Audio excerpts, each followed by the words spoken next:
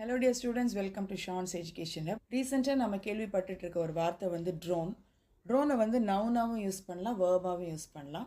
And drone on அப்படின்னு சொல்லும்போது அது வந்து ஒரு phrasal verb. Drone நவுனா யூஸ் பண்ணும்போது அதோட மீனிங் என்னன்னா an aircraft or small flying device. அதாவது ஒரு விமானம் இல்லைன்னா ஒரு சிறிய பறக்கும் சாதனம்.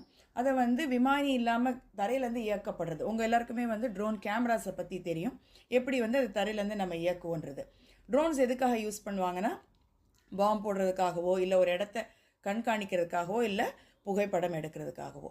வேர்ப் அப்படின்னு வரும்போது அதோட மீனிங் என்னென்னா to make a continuous low sound, அதாவது தொடர்ச்சியாக தாழ்வான ஒலி எழுப்புறதை தான் வந்து நம்ம ட்ரோன் அப்படின்னு சொல்லுவோம். அது வந்து ஒரு வேர்ப்.